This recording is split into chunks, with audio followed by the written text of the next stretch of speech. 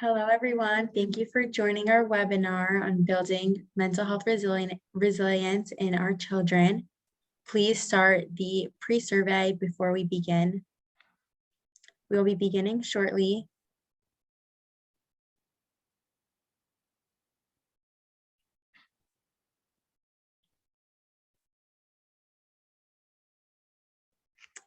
Welcome to our webinar. My name is Meira Goldstein. I am a pre-med student at the University of Maryland, Baltimore County. Before we begin, if everyone can please start the pre-survey, and filling out the pre-survey will enter you into a raffle for a chance to win a $50 Amazon gift card. We'll be beginning shortly.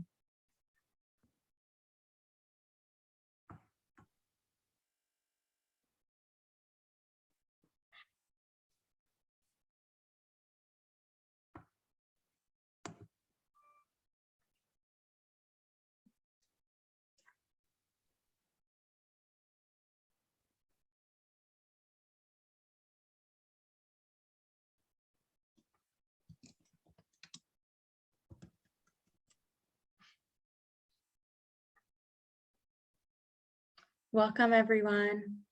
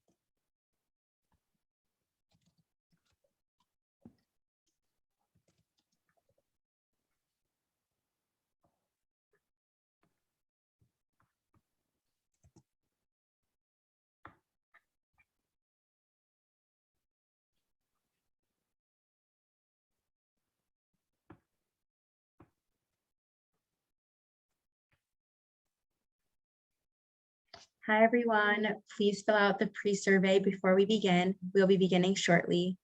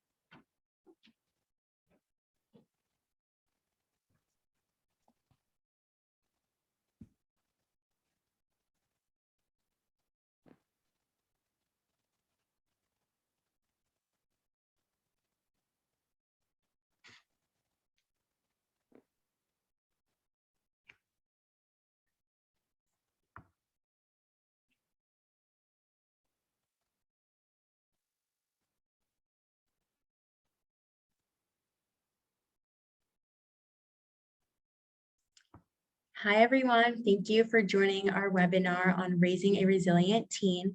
Before we get started, please fill out the pre-survey. My name is Meira Goldstein, and I am a pre-med student at the University of Maryland, Baltimore County. And I want to thank everyone for being here. And I would like to thank our panelists, Dr. Novick, and soon to be Dr. Carly Namdar. I would like to introduce Dr. Rona Novick. Dr. Rona Novick, PhD, is a licensed clinical psychologist, the Dean of Azrieli Graduate School of Jewish Education and Administration for Yeshiva University, holds the Rain and Stanley Silverson Chair in professional ethics and values and serves as a co-educational director of the Hidden Sparks program, which provides professional development to day schools and yeshivas. Along with scholarly publications on bullying and trauma, special education, Jewish education, parenting, positive psychology, and social emotional learning, she is the author of Helping Your Child Make Friends and editor of the series Kids Don't Come with Instruction Manuals. Her children's book, Mommy, Can You Stop the Rain, was published by Apples and Honey Press in 2020 and is available on Amazon.com. Her second children's book will be published in 2022. Dr. Novick, a frequent presenter to professionals and families, is internationally recognized for her expertise in human growth and development, social emotional learning, bully prevention, spirituality, positive psychology, trauma, cognitive behavioral interventions, diverse learners, and family dynamics. Dr. Novick greatly enjoys supporting educators, families, and all who help children grow into strong, capable, caring individuals. Next, I would like to introduce Carly Namdar. Carly Namdar is an educational psychologist and has just completed her doctoral dissertation at the Azrieli Graduate School of Jewish Education and Administration on the mental health impact of the pandemic on Jewish day school students and predictors of resilience, well-being, and post-traumatic growth. Carly was awarded the Robert M. Sherman Young Pioneer Award for the Jewish Education Project in 2020 for her work in the field of social emotional learning. Carly is passionate about bridging moral and character education and positive psychology to introduce students, families, and faculty to ideas related to cultivating character strengths, building resilience, and breaking down stigma associated with mental health. In her work in the Jewish educational community as an educational psychologist for the last 12 years, Carly has worked towards fostering a school environment that promotes resilience, inclusion, and social cohesion as students build the skills and agency to navigate their ever-changing world. Carly has extensive experience delivering and coordinating social emotional learning, professional development, and implementing counseling and interventions to address students' social, emotional, and academic needs.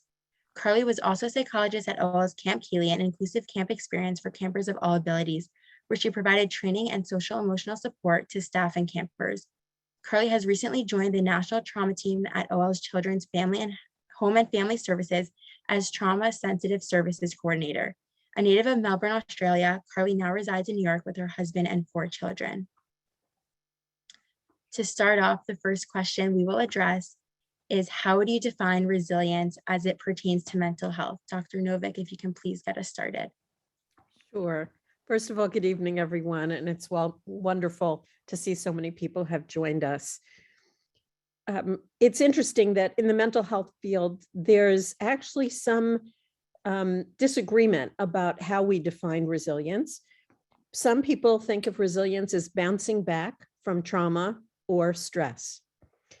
Others have said resilience is really about not bouncing back, but bouncing forward, about moving ahead after trauma.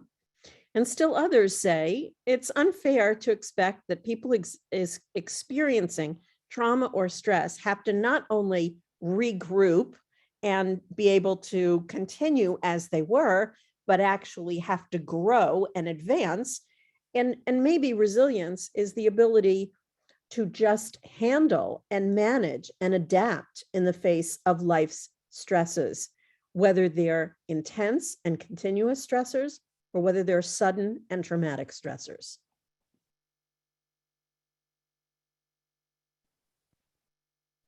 Hi, thank you. Dr. Novick, you exactly what I was thinking. I think I see resilience in the work that I've been doing as really something that's very dynamic.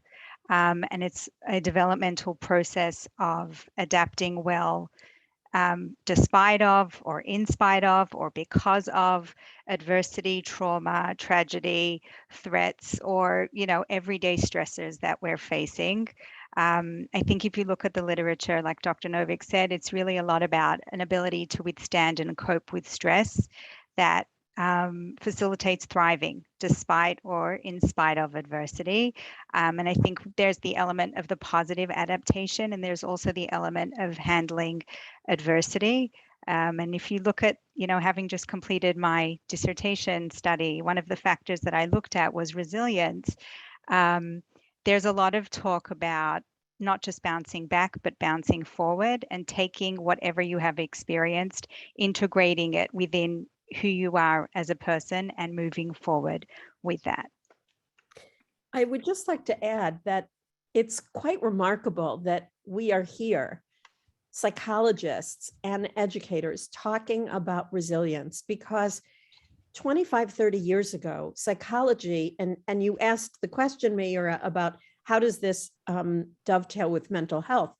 25 or 30 years ago, we really weren't talking about mental health. We were talking about mental illness.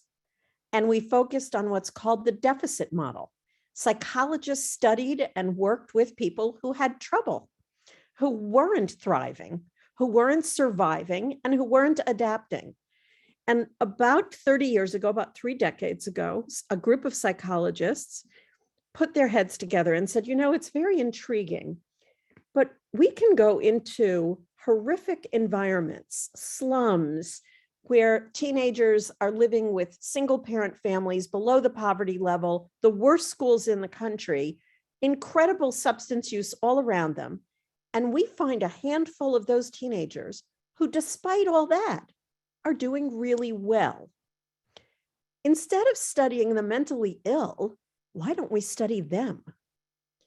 And that was really gave birth to the field of positive psychology, where we unearthed not only the concept of resilience, that there are people who seem to have the life skills and the tools to manage through adversity, but it also began the study and the exploration of what tools and skills can we build in our children and our teens to allow them to have resilience and mental wellness. And even though they don't have mental illness, this is a preventative measure that we can offer. Thank you, Dr. Novick. In regard to that, the next question is, what are some factors of a home environment that are associated with the development of resilience in children and teens? And what are some factors of the school environment associated with resilience? Carly, why don't you go first for this one? Sure. I think, in my work, I like to see, I think we have the best outcomes for children and teens when home and school are aligned. So I think that a lot of what we could say we would do as parents is really important for us to consider in how we're educating children as well. I think that first and foremost, providing children with a safe, secure, and stable environment and trustworthy adults is really, really important. The power of our connections with others, the power of us having a champion who's going to believe in us, who's going to be that supportive adult for us is really important, as well as the internal, the intrapersonal qualities that we want to, help nurture and build within our students or our children.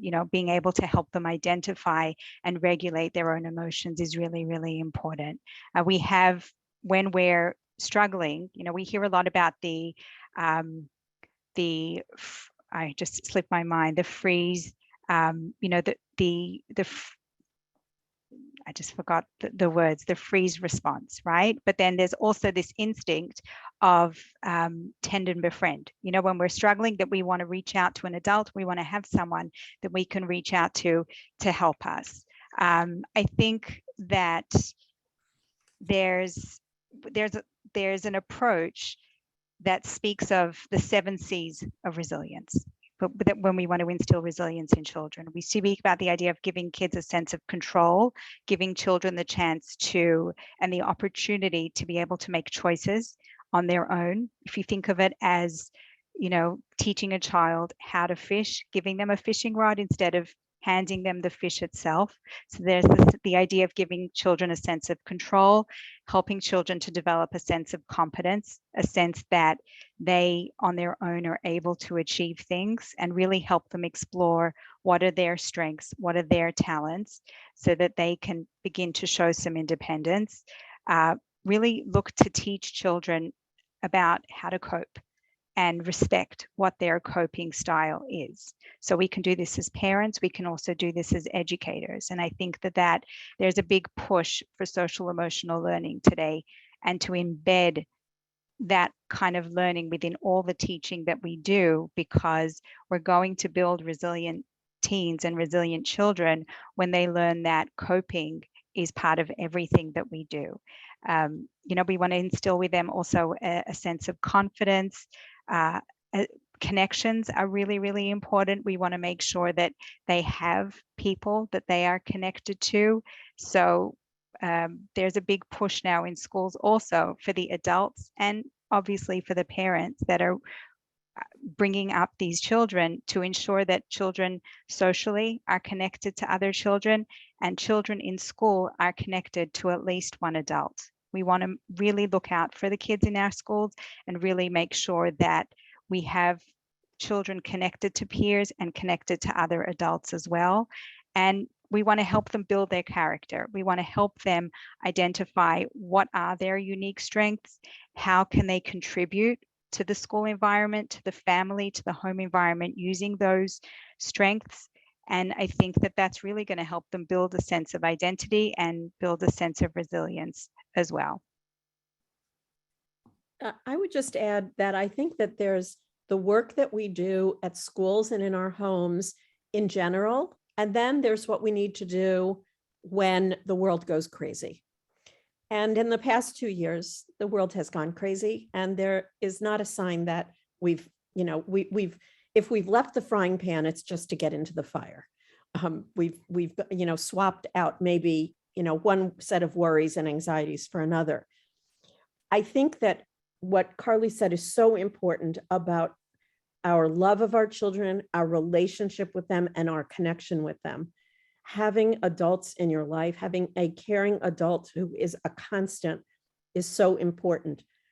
And later, maybe we'll talk about some other specific things, but when the world is so unpredictable, I think the things both schools and home need to do is first and foremost to help teens know that whatever it is they're feeling, they're not crazy. It's a normal response to a totally abnormal situation. But adolescents live in their minds and they are scared if they're not sleeping, if their appetite is impacted, if they're feeling incredibly anxious. They may not be reading the New York Times articles that says the levels of anxiety and depression are off the charts in teens these days. They think there's something wrong with them. And so one of the first things we can do in our schools and in our homes is say, you may be feeling a little bit off and not your best self. That's okay. We're all on edge. We're all feeling like that. The second thing we can do is to help our teenagers focus in a world that is so unpredictable on what can be predicted and what has not changed. In all of the months of working at home, I visit a particular tree in my backyard because it's a stalwart. It grows no matter what. It grows. It's green all year round. And I can go out and look at it and I can depend on it when the rest of the world has become totally random appearing. And the last thing I think that's our job, and it's what I wrote the book for. I know this is not, this is my little advertisement here. That's what Mommy, Can You Stop the Rain looks like. It's not written for teenagers, but the message is true for all ages. And that's that parents and adults, teachers, are agents of reassurance.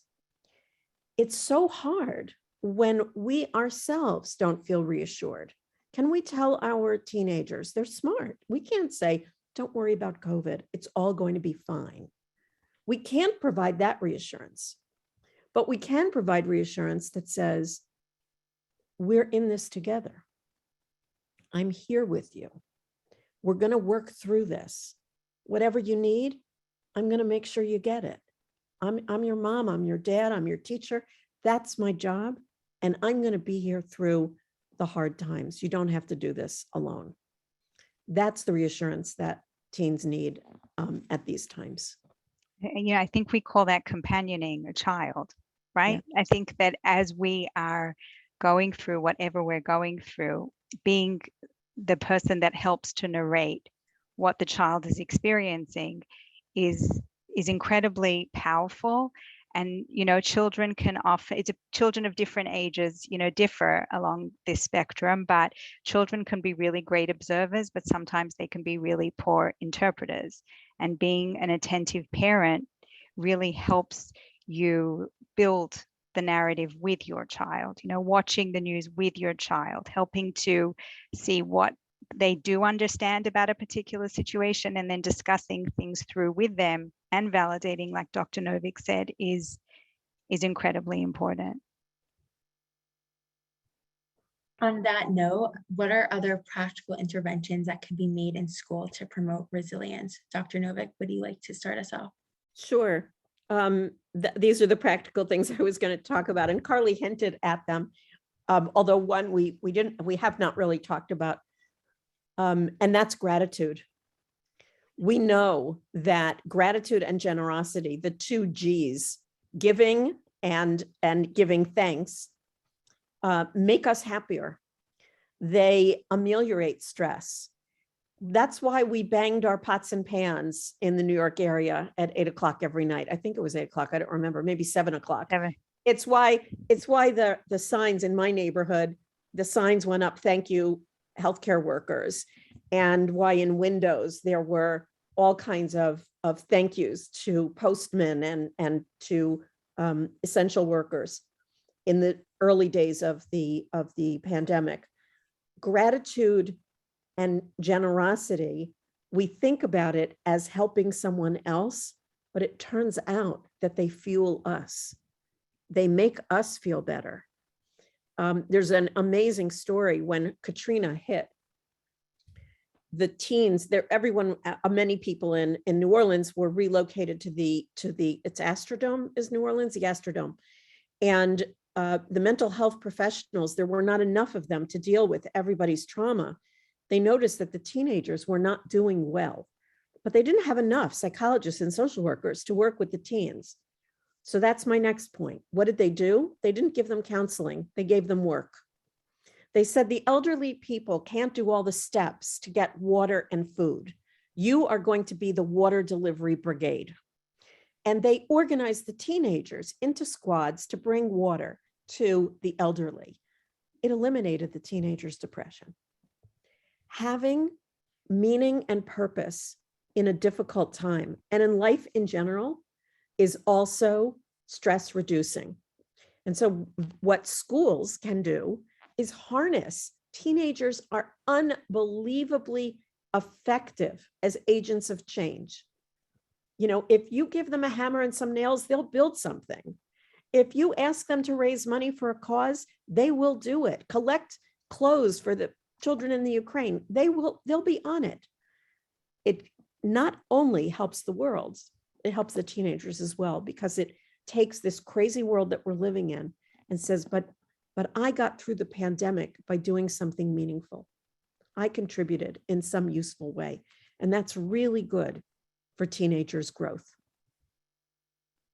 If I could just add to that, I think, there's a lot that we could talk about in terms of building a resilience toolbox for children. I know from my research in my dissertation, one of the things that I looked at was the power of hope and the power of spirituality as buffers, as protective factors for well-being, and for protective factors of resilience, post-traumatic growth, and life satisfaction. And the results were pretty incredible. When we give adolescents, my study was done on middle school students, but when they had greater hope, it really led to enhanced levels of resilience, post-traumatic growth, life satisfaction, and psychological well-being.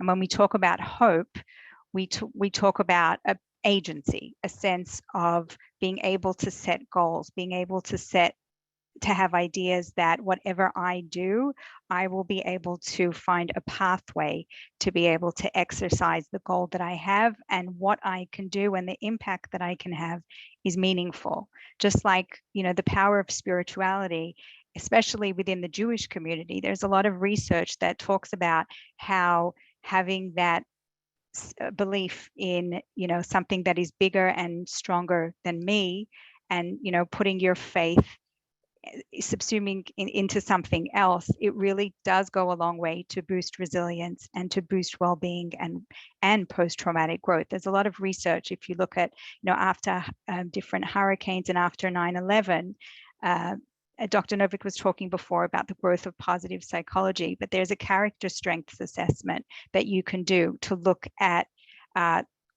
your individual character strengths. And the results of that survey pre and post 9/11 showed a real elevation in strengths like hope and in strengths, spirituality and gratitude. So these transcendence character strengths really do go a long way to boost resilience and to boost these positive outcomes, especially despite difficulties. I think one of the challenges with Jewish teens and spirituality, it is 100% clear that it is beneficial, but we have to be comfortable with difficult questions. We have to open up our Shabbat tables for God talk, even the tough questions, like if God is all powerful, why is there COVID? And why are people getting sick? And why are people we love struggling? We talk about a God of rachamim, of mercy, but this doesn't seem so merciful. We have to be able to sit with our teenagers' ambivalence and even sometimes their anger. And one of the wonderful things about being a parent and an educator is that you do not need to be perfect. You're human, and your humanity actually matters and helps things, so that when teens ask tough spiritual questions, it's okay to say, that's really a very good question. I don't have the answer, and I'm struggling a little bit with that too. Or I struggled with that. And I can tell you how I made sense of it. You're going to find your pathway. But as Carly said, I'll companion with you. I'll walk with you on that path, but you're going to find those answers. Let's find them together. But spirituality is really important, but not in a simplistic way. It is not okay to say to teens or even younger children, well, if we just pray hard enough, things will get better. The last thing we want is for our teens or our younger children to feel that somehow the world's ills result from their not praying hard enough. They need to understand that prayer is a way we connect to God. It's a way we talk to God. It is not an ATM machine. It is not we put in our code and out comes what we ask for. That's not what prayer is. Prayer is a dialogue. And just like in any conversation, sometimes you get the answers you want, but not always. Right. Thank you. I would just like to take a moment to welcome anyone who has recently joined our webinar on promoting resilience. Also, if anyone has any specific questions for our panelists, feel free to post them in the Q&A box. Moving on, I would like to ask, what specific challenges do children with learning differences face in the development of resilience, and what are some ways we can confront these challenges? Carly, would you like to begin? Sure. I think, one of the challenges that we can face is learned helplessness when a child is really, really struggling. And socially, the way that they might struggle in the classroom, it might impact them socially with their friends. It depends on how they're able to comprehend information. There's a number of ways that the challenges can present in the classroom. I will say, not to sugarcoat things, but what I have seen from students over the years, the resilience that I have seen from children that struggle with learning differences or other differences as well, it really reinforces the need to do everything we can to build these students up, because they can be the most resilient, incredible, powerful students that, and so successful, both inside the classroom in however we allow them to be, and outside the classroom as well. I think that we have to remember that we do want to give children with whatever challenge they have, whether it's a learning difference or any other kind of difference, we do want to give them a sense of agency. So I think that as children get older, we want them to understand what their struggle is and really work very hard to help them advocate for themselves and to help them learn tools to access support they need and to really compensate and do whatever they can to help themselves. I've seen recently when children will go for a neuropsychological evaluation, a lot of the time the therapist at the end will spend time with the child explaining their strengths and explaining their areas of struggle. And I think that that's a really important element of the evaluation process, is making sure that the child understands their learning profile and what they can do and how they can access the support they need. I think it's also really crucial for to really focus on building these students up, helping them find their strength, their island of competence, you know, something that they can excel at, a way that they can be helpful in the school, perhaps a way that they can show success. Doesn't have to be, you know, through academics. You know, school is not going to last forever for everyone that comes to school. And the child's schedule and their life and everything should not revolve around the learning difference that they have. You know, we should focus on giving them opportunities to shine in other ways and really, really find their strengths. You know, one of the challenges is that on the one hand, you know, we had the Olympics a few months ago, and I don't know about anyone else, but I watched the Olympic ice skaters and I'm in awe, and I have no sense whatsoever that I could ever do that. I don't hold myself up to that standard. But teens and children are constantly comparing themselves to their peers, and they live in a world where it's not a choice that they say, well, I'm not going to be a figure skater. It's math and it's reading and it's Chumash and it's Gemara and it's, you know, it's Jewish studies and they're expected to be like everyone else. And it is very important that we help children learn from a very early age that there are all kinds of minds and all kinds of bodies. And some people have some talents and other people have other talents. And even within your own family, to talk about, you know, this one is a really fast runner and that one can draw beautiful pictures, but both of you can't run fast and draw pictures. That each of you have your own talent.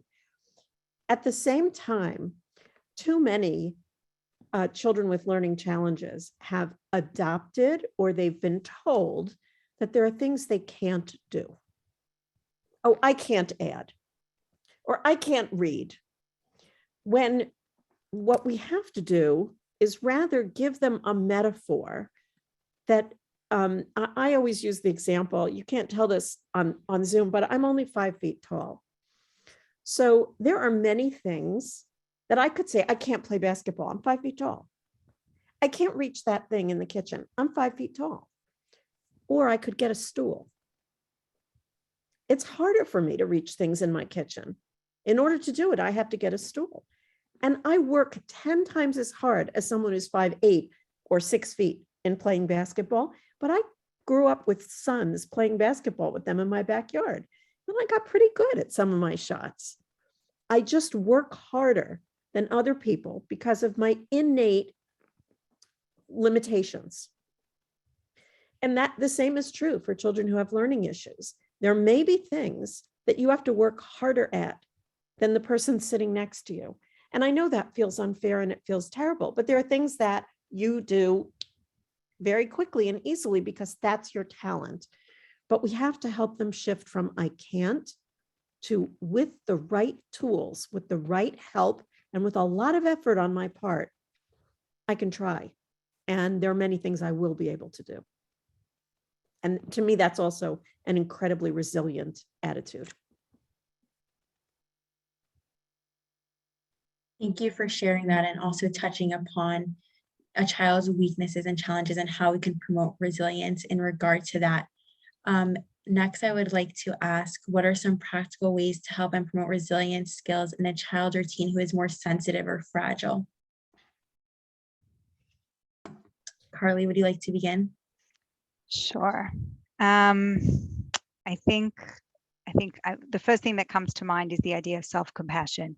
Just when I hear the word fragile, that's what I think of. I know that there's a lot of podcasters and people talking about HSPs, highly sensitive people right now. I don't know a lot about that, but I know that, look, there is a tendency when you have a child or a young child or an adolescent that is a little more fragile, that is a little more sensitive, that you want to jump in and you want to help them, and sometimes you overstep, and sometimes we do too much for them because we think they're so fragile and so sensitive that down the line that may really harm them. I think that we really need to think about the scaffolding that we're going to need to provide that child or teen with. And we may need to scaffold them with support differently than we'd scaffold another child in the family that may be more of a stronger or more of an independent child. But I think what we really might need to do is really build their sense of self-efficacy, right? Build their sense of their belief in being able to achieve a goal or an outcome. And they may need more support and, like I said, more hand-holding to get to where they need to be. That's okay. We shouldn't jump in and do things for them, but we give them that support and we relinquish that support as needed. And we may have to be a little more attentive as to, when we peel back, and have them also learn to articulate when they need more support or when they feel they're more comfortable to do it on their own. They may also have perhaps, one of the things that's very important when we talk about resilience is self-care, right? Having your own, taking care of yourself, putting your own oxygen mask on first. So before you attend to whatever you're dealing with. So a highly sensitive child or a teen might have a stronger need for self-care than others. So I think really helping a child understand that need for self-care and what they can do to take care of that need that they might have in order to really help them bounce forward. I think, modeling and teaching them self-esteem and really teaching them about, trusting in themselves is really important. Again, you may need to scaffold differently for these kinds of children, but really letting them know that they have that champion in you, and hopefully you can partner with someone in school that can help give them that support too, will really help build them up and give them that sense of agency that can help them launch. Challenge with sensitive children is that even beginning a discussion about, I've noticed this is, you're struggling, or are you struggling with, is, oh, you're saying I'm a failure. Oh my, I guess I'm a wreck. I see, I knew there was something seriously wrong with me. Now this just proves it. So I think that along with Carly's really cogent and compassionate discussion of self-care, we need two other components that I would add. One is making failure an integral part of growth, not just making it acceptable and okay, but making it an essential. You have to fail. It's one of my favorite parenting stories. I don't know that I would say my child was fragile, but was certainly very sensitive to criticism and was one of those children who didn't like doing things wrong. And teaching him to ride a two-wheeler without the training wheels, the first time he fell off, he threw the bike down and said, I'm stupid. I can't ride a bike. I'll never ride a bike. That's it. I'm not riding a bike. And I just had an epiphany, a parenting epiphany at that moment, partly out of desperation. I live in suburbia. Boy, you have to ride bicycles here. You have to learn this skill. So I said, oh, I'm so sorry. I made a terrible mistake. I forgot to tell you that when you're learning to ride a bike with the two wheels, the proprioceptive center of the brain needs you to fall multiple times so that the balance center and the proprioception center begin making neural pathways. I'm making all of this up as I go along. And I say from here to the corner, I think you probably have to fall about 7 times in order to get that neural pathway going. Do you think you could fall 7 times? And he looked at me like I was crazy and he said, you want me to fall? I said, 7 times from here to the corner. He says, what if I only fall 3 times? I said, all right, we'll do it again. You'll come back, you'll do a few more times.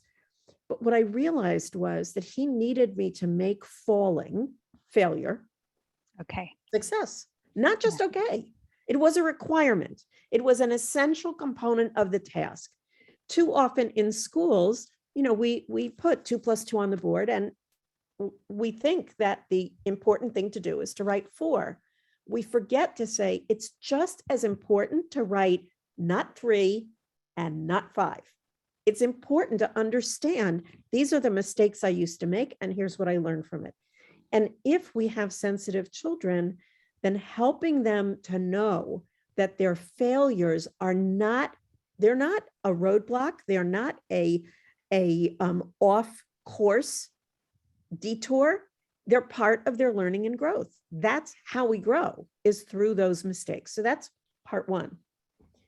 Part 2 is before we can do self-care, we have to be self-aware. We have to become emotionally literate about this is what it feels like when I'm sad. This is how I act when I'm sad. This is not sad right now. How many, we see it much more in younger children. They stamp up the stairs and they say, I'm not angry.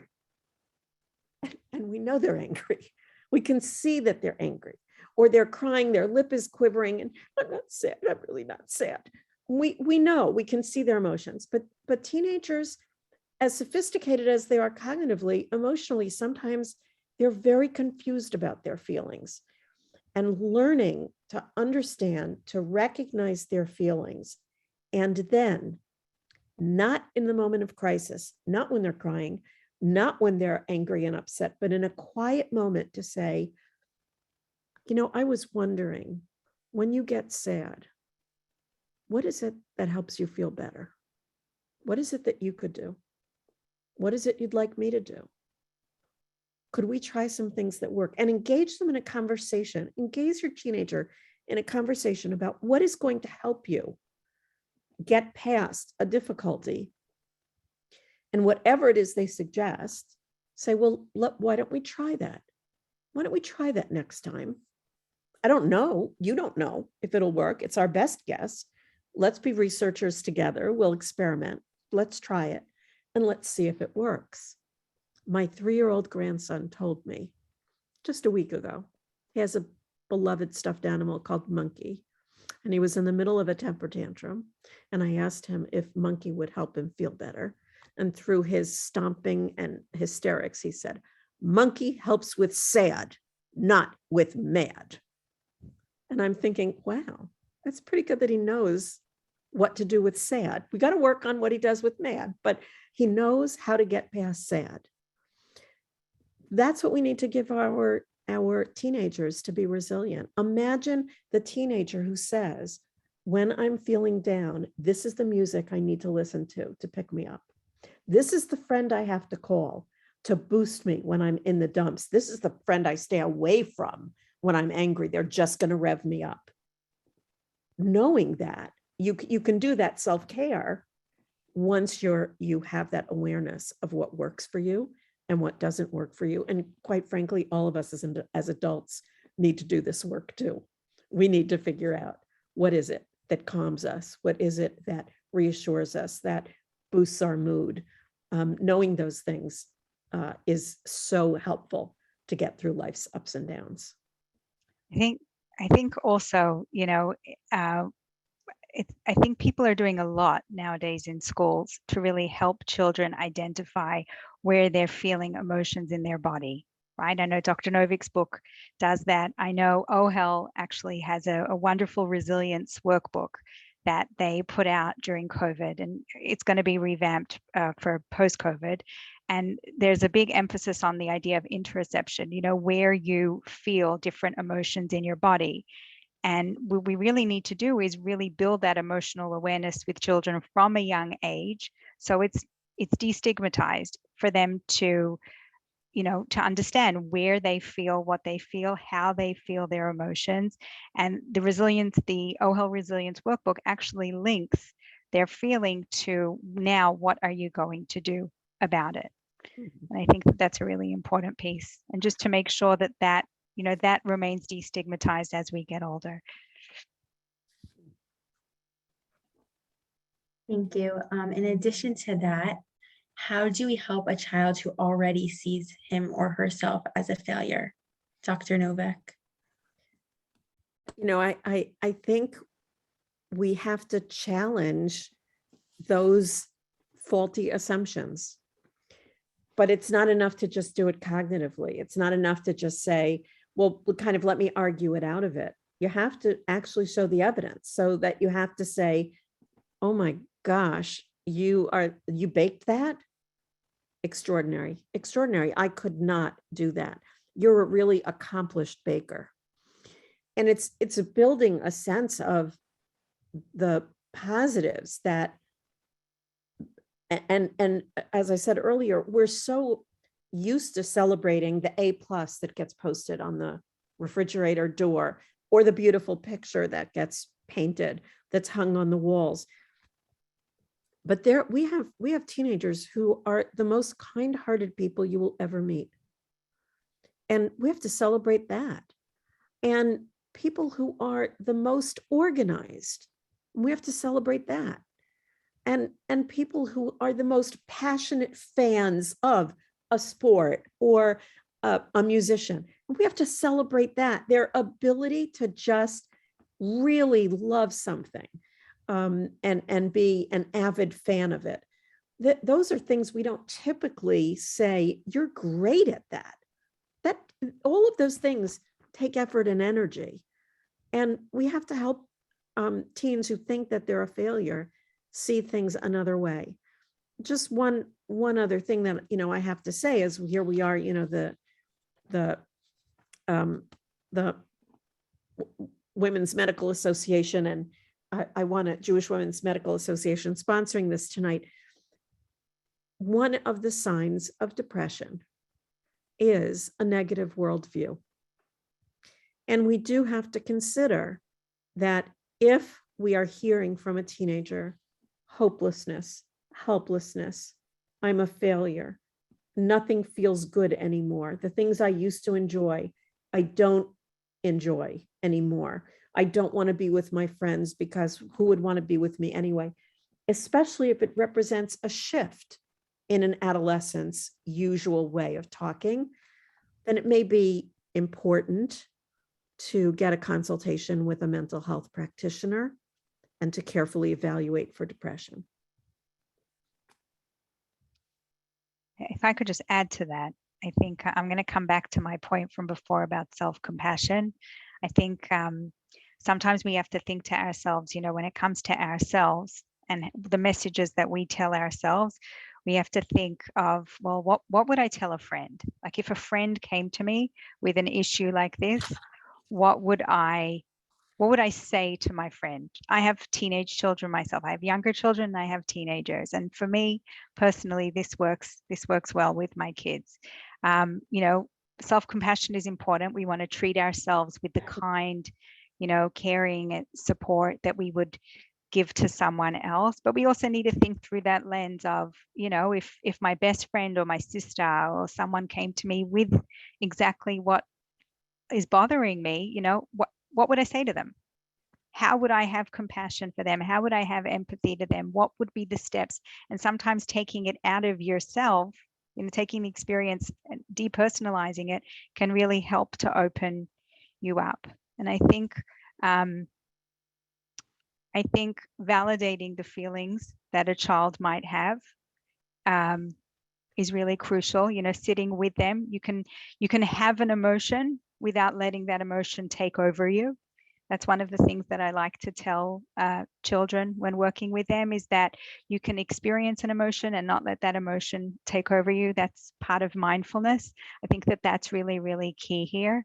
And I think that just also companioning your child through that failure. Also, maybe sometimes it's a wake-up call to us as to, the messages that we're giving across. And maybe sometimes we do, like Dr. Novick said, really need to praise the process more than the final product. And fail is first attempt in learning, right? In order to get to where we need to go, sometimes, yeah, we do mess up.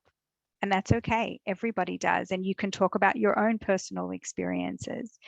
But having that self-compassion, I think, is important.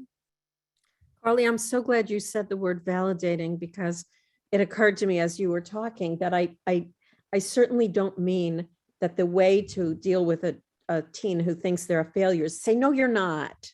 Yeah. No, you're great. I love you. You're terrific. The first step in parenting is always to validate and accept what your child tells you as valid.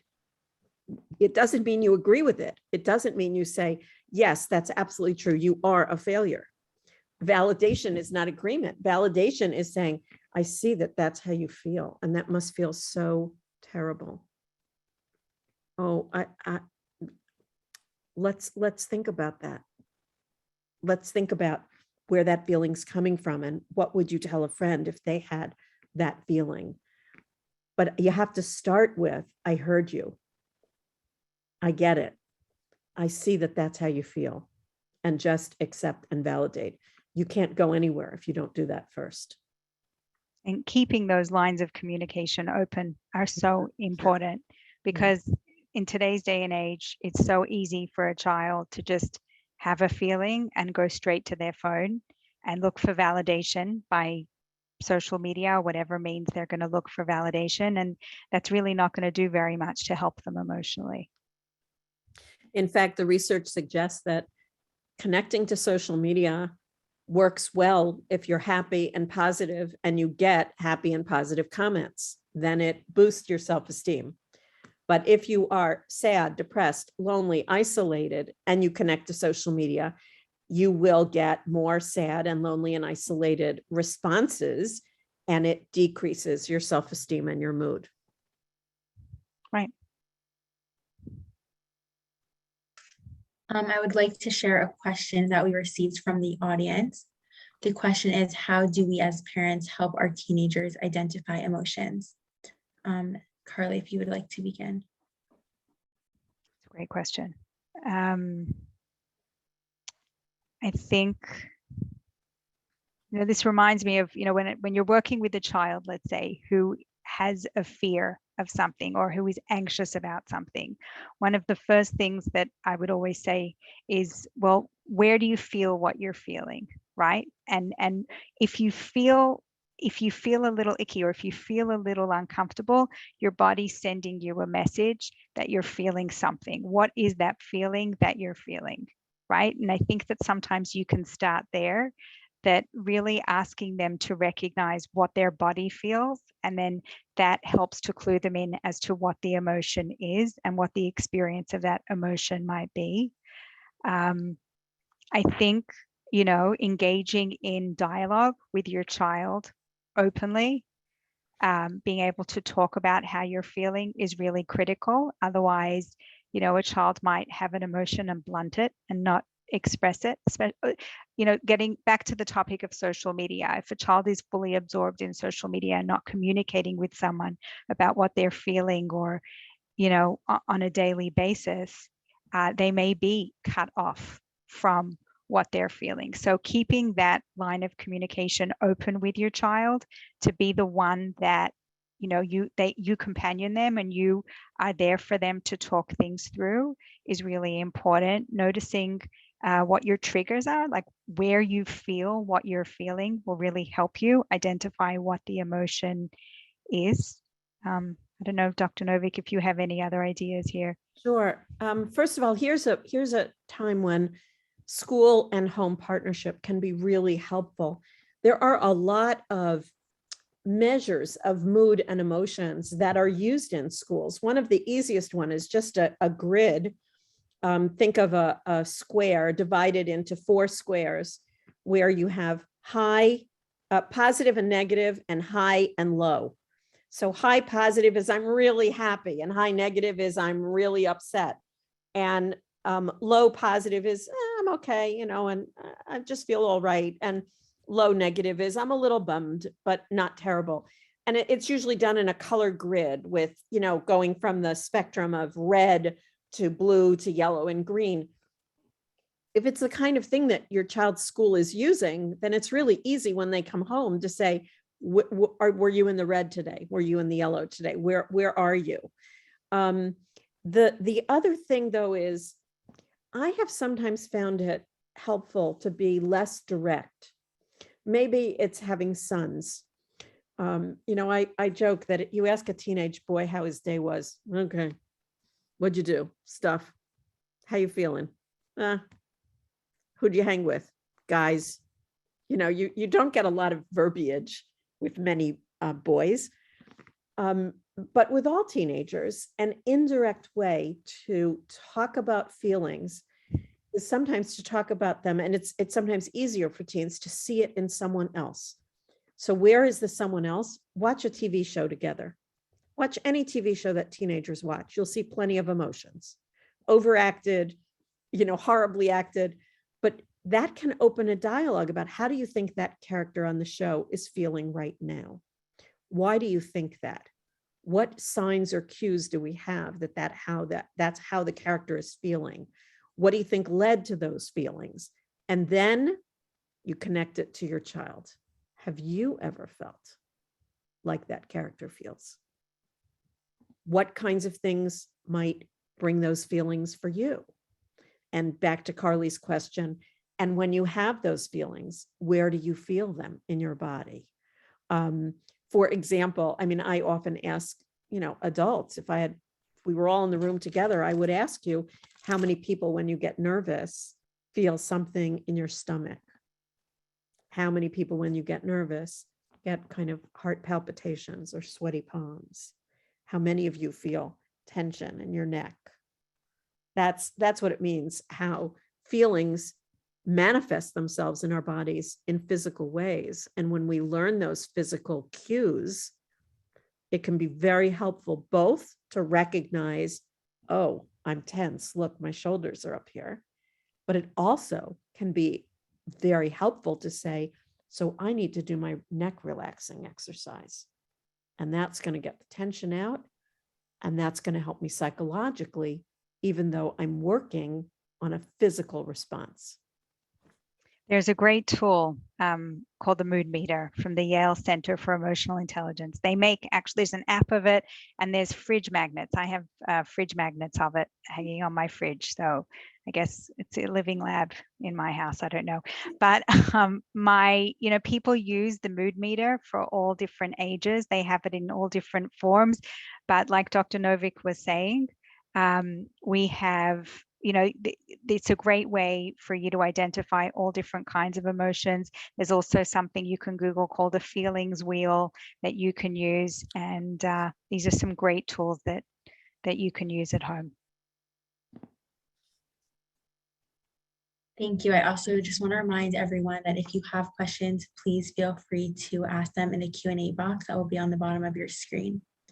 Moving on, what are factors to keep in mind and how best to approach explaining bad news or a traumatic personal event to a child or teen?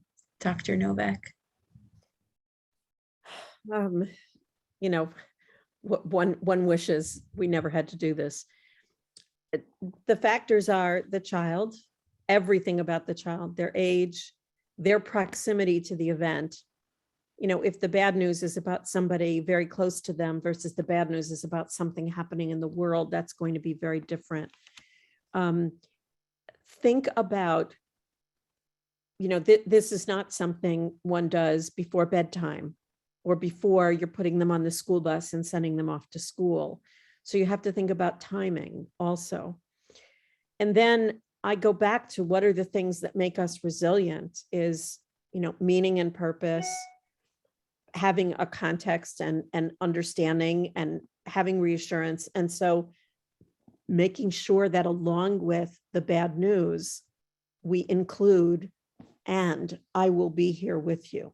And here's what is going to happen. And here are the things that are not going to change. You know, the typical example is a child, let's say a middle school child, who loses a grandparent.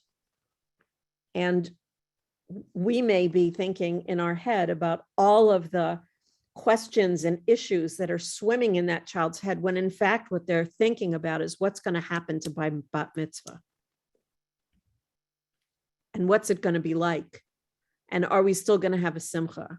And is it going to be different? And can I still have fun? And again, letting our children know when we have to share bad news, local or global, that any feeling they have is acceptable. There's no wrong feeling, that we'll listen to whatever it is they want to talk about, that we're here.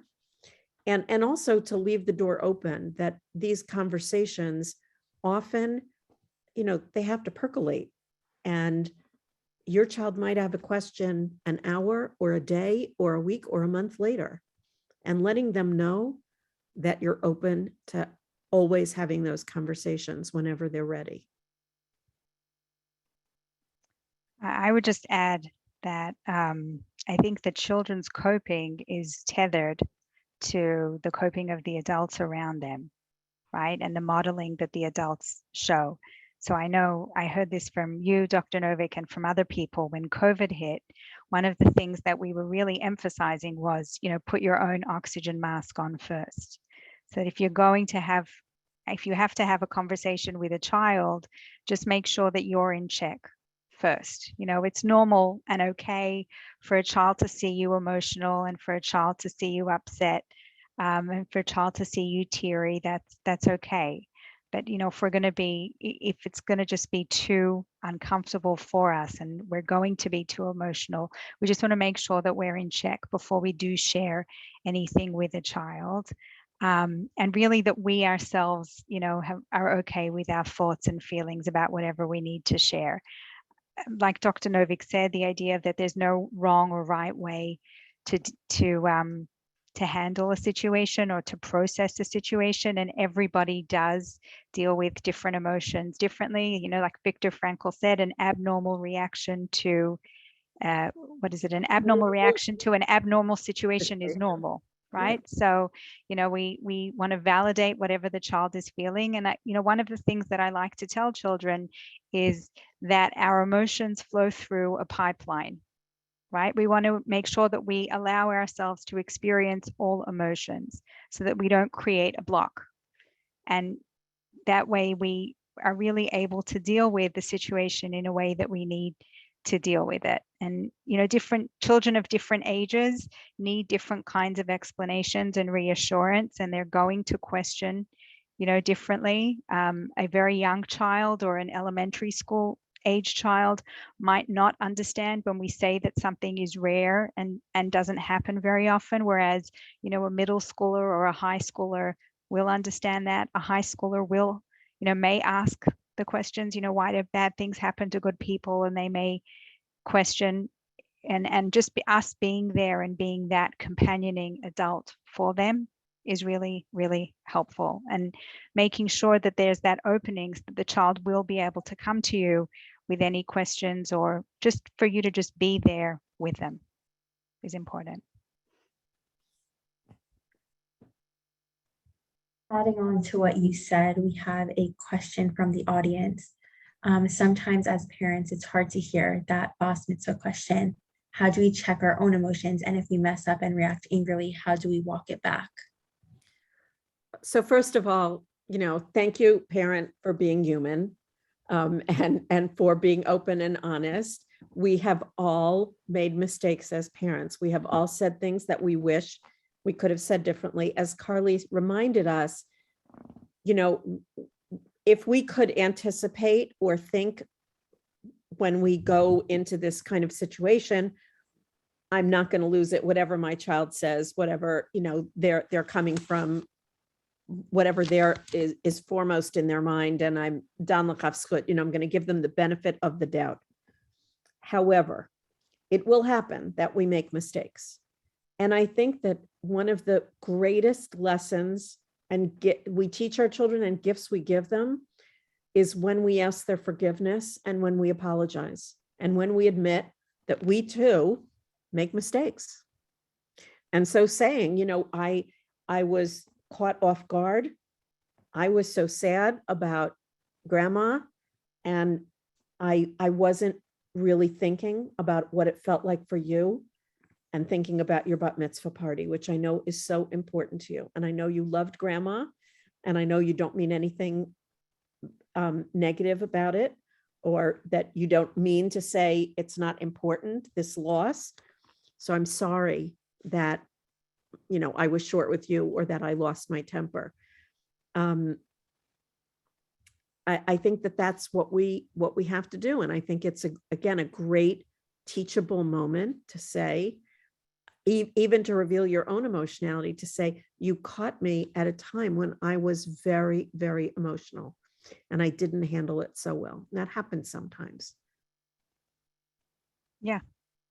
Giving yourself permission to feel and saying that, even using those words with your child, are so important. I think also we have to, as emotional as we might be about a situation, we have to try to remember, step into their world for a minute. And, sometimes it's really hard because we're overcome by our own emotion. But when you step into an 11-year-old's world, their bat mitzvah might be the be all and end all for them, and the buildup of everything for them up until that point. So I think it can be helpful to just step outside of ourselves for a bit and step into their shoes and say, wow, as an 11-year-old, like, this is my world. Thank you. I just want to remind everyone that we'll be wrapping up shortly. We have a few more questions, and to please submit questions to the question box if there's anything specific you'd like to ask. The next question is, how does early stress or trauma affect resilience in children or teens? What are some protective factors that can help promote resilience despite early stress or trauma? Carly, would you like to start us off? Sure. So I think, trauma it can wreak havoc for a child. There are some protective factors that individuals can have as well, but it can affect the way that we learn. It can affect the way that we feel. It can affect the relationships that we have with other people, the way that we interact with others, the way that others interact with us.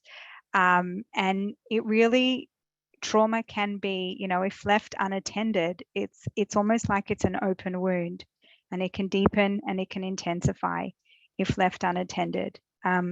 I've joined OHEL recently, and we've just launched a national trauma center. And my role specifically within the trauma center is to work with schools and organizations on developing trauma sensitivity. So we are currently putting together a package that we will be able to bring to schools and organizations to help, bring trauma-informed education and resilience boosting practices to schools, so that, we are all aligned in our understanding of how trauma can affect students and other individuals within our settings, and what we can do to be inclusive and to be sensitive to others. There are children that, despite their adverse experiences, though, can really demonstrate incredible resilience, and really, really remarkable. And we talk about adverse childhood experiences, right? The ACEs.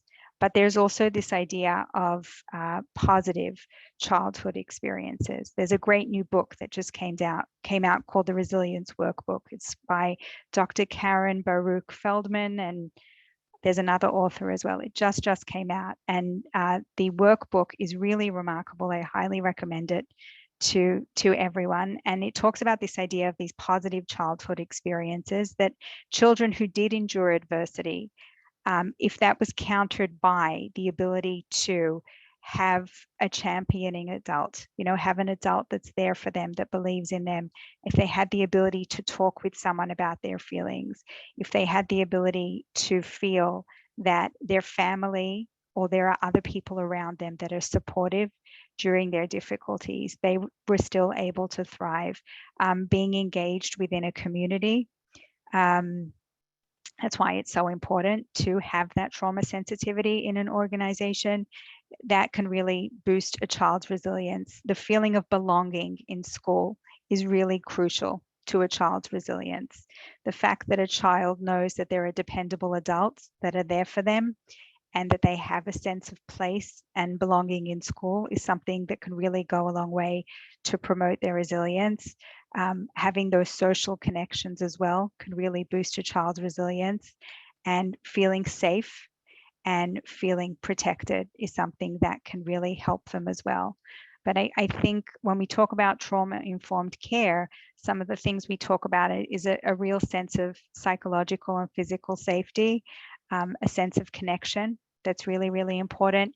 And if a child is really able to learn to identify their emotions, to be aware of their emotions, and to manage their emotions, it can really go a long way to build resilience. The reality is the research suggests that it's not all bad, and that there actually are some what are called stealing effects of early exposure or earlier exposure to stress. We're kind of using the word trauma, stress, almost interchangeably. There is no one clear definition of what trauma is. And part of the issue is that we used to think trauma was a big event. We then thought trauma was ongoing big events. But research has told us that exposure on a regular basis to even moderate stress, like poverty, is traumatic. It doesn't have to be, God forbid a child had cancer, or God forbid was in a car accident. The trauma might be living with an impoverished family over a long period of time. The stealing effects that I wanted to talk about, there are two studies. One looked at what are the soldiers called who jump out of airplanes? Those paratroopers, thank you. Paratroopers. So when you study paratroopers on their first flight and their first parachute jump, all of their nervous system responses show very high levels of anxiety. But when you get to their third, fourth, fifth, sixth jump, they no longer show those high levels of anxiety, as if the earlier stress and trauma of jumping out of an airplane, which you would never catch me doing, actually steels them, strengthens them, hardens them for doing it later on. A study more relevant to us was done of children who had early hospitalizations for fairly normative reasons. They were having ear tubes put in or a hernia operation, but children had hospitalization. If children had an earlier separation from their parents that was fairly normative, like their parents went overnight to a wedding, or the parents had a business trip and they had to stay with grandma, grandpa, or someone else, early separation steeled them for the hospitalization and they did better.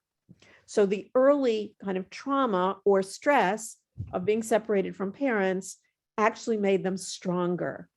And we have some of this notion in popular thought, what doesn't kill me makes me stronger. Of course, we do not want to go and throw stress at our children. But for those of us who know that there has been stress and or unfortunately trauma or tragedy in our children's lives, we do not need to feel that this is going to forever scar them. Children are remarkably resilient, especially when, as Carly said, they get the help going through those stressors that they need. Yeah, I think a question came in about some of the books that I mentioned. I did actually have this one handy. I don't know if you see it back to front or through my screen. No, it's not Uh, showing. it's not showing. It's called the Resilience Workbook for Kids, 32 Skills to Build I Can Do It Muscles by Dr. Karen Baruch Feldman and Rebecca Comizio. It just came out and it has a companion. If you sign on to their website, it has a companion guide for parents, and it also has a companion guide for educators, and it's really, really wonderful. We do also on OHEL's website, you can download the Resilience Workbook. That was made specifically for COVID, but it's going to be adjusted for post-COVID. I also read, the question was about some books or some resources to read. I recently read a book by Sherry Mandel called The Road to Resilience. It's a really remarkable book. It was written a number of years ago, and she writes about her son, Kobe, was killed by a terrorist in Israel, and she writes about her experience and the road to resilience, and it's really a beautiful, wonderful book. There are some other books I could recommend. There's a book called Thrivers by Michelle Borba that came out. It actually came out, I think, did it come out this year, or perhaps I think it came out more recently. It's a wonderful, wonderful book, and it's all about resilience. There's another book that came out called The Scaffold Effect by the Finder of the Child Mind Institute, and it's really, really wonderful as well. And there are some great podcasts out there also. Dr. Lisa Damour has a wonderful podcast that really speaks a lot about resilience. There's so much stuff out there. It's hard to keep up. Thank you. We also have another question from the audience. Would you consider divorce to be a traumatic event for children, and what can we do for these children? Dr. Novick. So any kind of family change can be traumatic for children, but being in a family where there's either physical or verbal abuse or two very unhappy parents may be just as traumatic as having your parents separate. There are many things that we can do to make divorce and its impacts less negative for children. And part of that is, developing, which is very hard to do, a good working relationship between the ex-spouses, and custody and living arrangements that are the least disruptive in a child's life and that put the child's needs first. Avoiding putting the child in the middle and asking them questions like, well, who do you really like better, or who do you want to live with? And not making them an agent to fuel the fires of dissension in the family. But many children, again, divorce is a very common event in the lives of today's children, and children survive it. Is it, it's no more ideal than, having a broken leg or getting stitches. I'm not comparing them. Those are transient events. But the point is that if after you have a broken leg, your parents mollycoddle you, are overly protective, never let you play another sport, watch you like a hawk, and infantilize you, then that becomes a lifelong traumatic event with repercussions.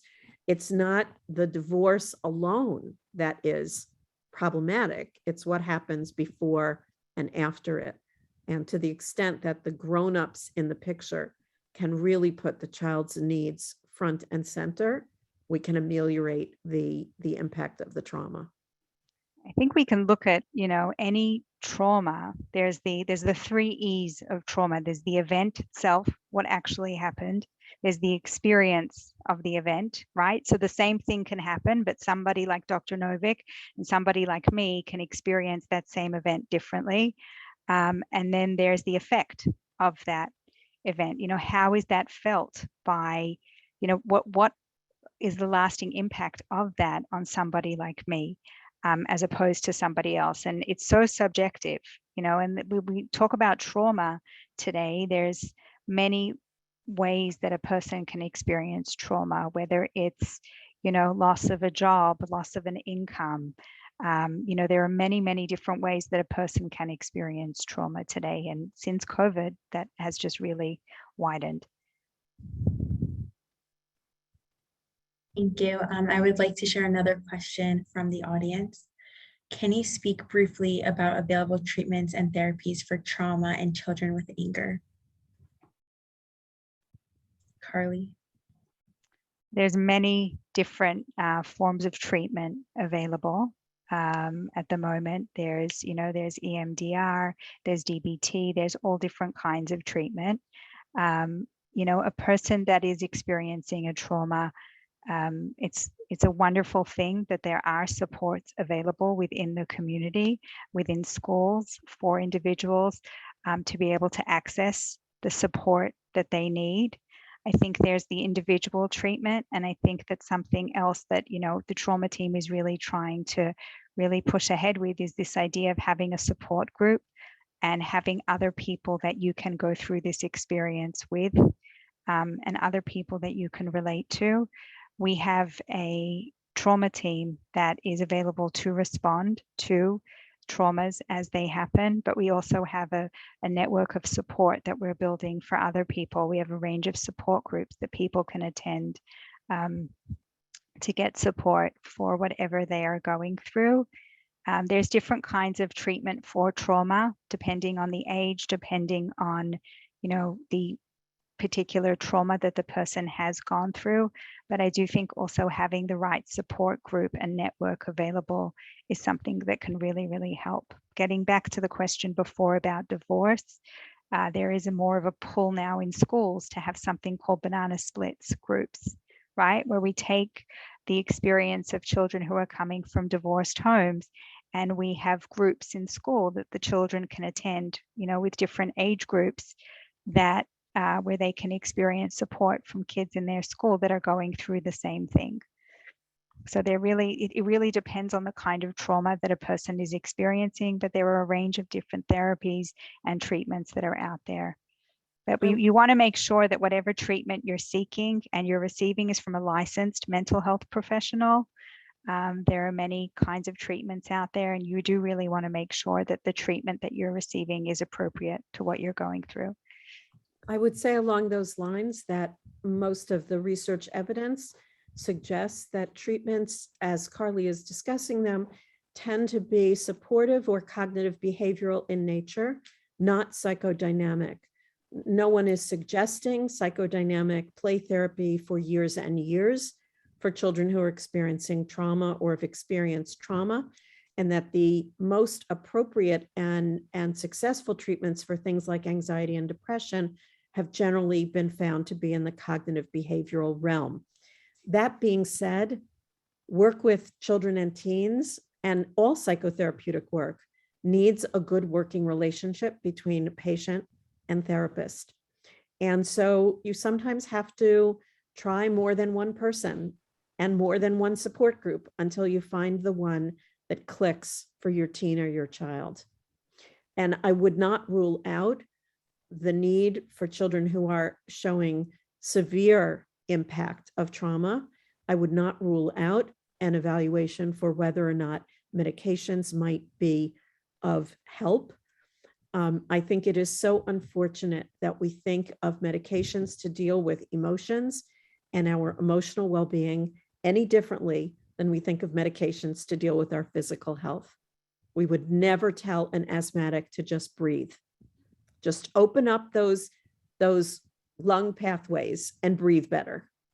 We would never tell a diabetic child, just make some insulin. We would provide the medical treatment that will give them what their body is missing.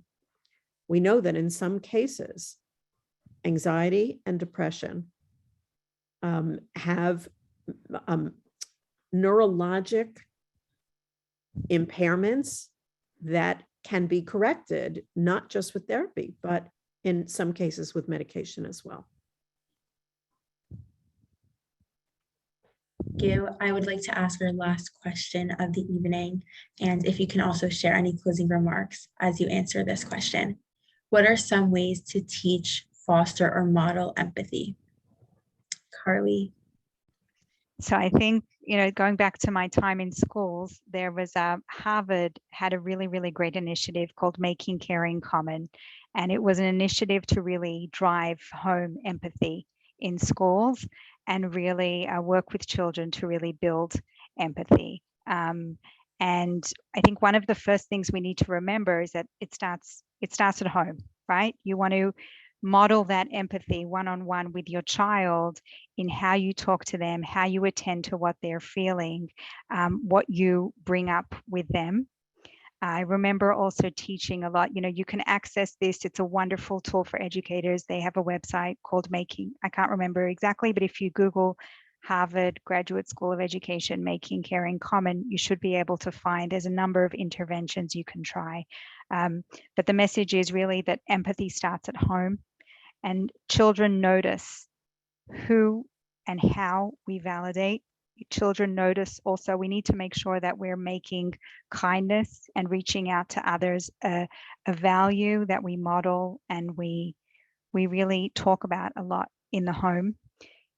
I remember teaching about the idea of what we call a circle of concern, right? It's very easy for us to have empathy for people who are like us, who we know, who are familiar to us.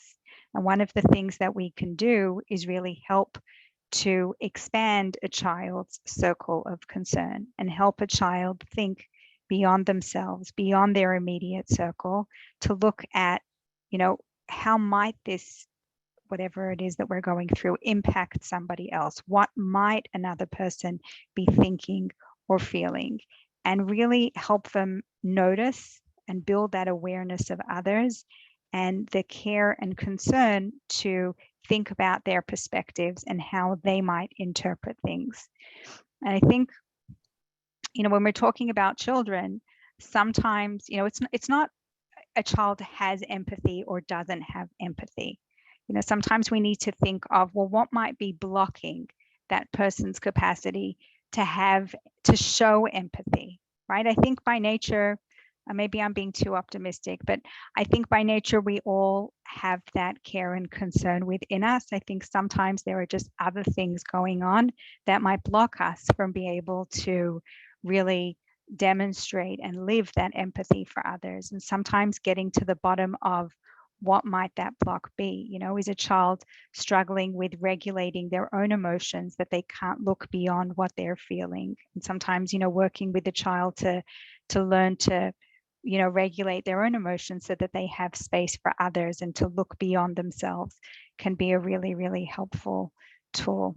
But empathy is really a wonderful quality to teach. We can teach it from a young age. We can use stories. When we teach literature, when we teach Chumash and Navi, we can teach, the idea of what might this person be thinking and feeling. And really, it is such a wonderful key to broaden a child's mind and experience and how they see the world. The funny thing about empathy is that it's hardest when we most need it. At the moment that a child is fighting with their sibling or is calling you a name, that's when you want them to feel your pain and understand the impact they're having on others. But that's the worst time to teach it. The best time to teach empathy are in calm moments, and sometimes in very indirect ways. I have the privilege of visiting lots of classrooms, and I visited a classroom once where I saw a teacher actually put Xerox of footprints on the floor. And as they were reading Tom Sawyer, she would say, "Would you stand in Tom's footprints? And right now, Aunt Polly has told you have to paint the whole fence. How is Tom feeling? You're standing in Tom's shoes. You're in Tom's shoes. How does this situation look to you?" And that's what we need to do with our children. We need to ask them to stand in somebody else's shoes. And it, again, is easier indirectly. It's easy when you're watching a movie or reading a book together, or you have a news story that you've just heard about and say, let's think for a moment, how would we feel if that were happening to us? What do you think that would be like? And that's the opportunity for building empathy muscles and getting us used to it. You're right, Carly, it's not optimistic. The research says we are born empathic. We are actually, most species are born that way. If you want to see an amazing discussion, very brief and succinct, and maybe even watch it with your children, there's a video, you can see it on YouTube by Brene Yeah. Brown on the difference between empathy and sympathy. And Yep. it's absolutely marvelous. I always used it to teach. I Yeah. know, we have to close in a minute. I just want to close with this thought. When I think of resilience, I think about the trees we have here in the Northeast, our oaks and our elms and our maples, sturdy and strong, right? Until a storm comes. And then their limbs snap off. They topple, sometimes taking whole balls of earth with them. And then I think about trees in the tropics and in Israel. And when a storm comes, they bend, they're fluid, and they're flexible. One of the things about parenting is we can't be rigid. We need to change with the times and with the stormy weather that comes. And a gift that we give our children is to teach them to be flexible too, so that they bend and not break, no matter how strong the wind gets. Thank you so much, Dr. Novick and Carly, for joining us and sharing your insights. Right now, you'll see on the screen the post survey. If you can all please fill that out. This will also be sent to your email. There will be a recording of this webinar. It will be posted to the JOWMA YouTube channel. And I encourage you all to subscribe so you can see all of JOWMA's great educational content. Thank you all for joining us and have a great evening. Good night, everybody. Good night.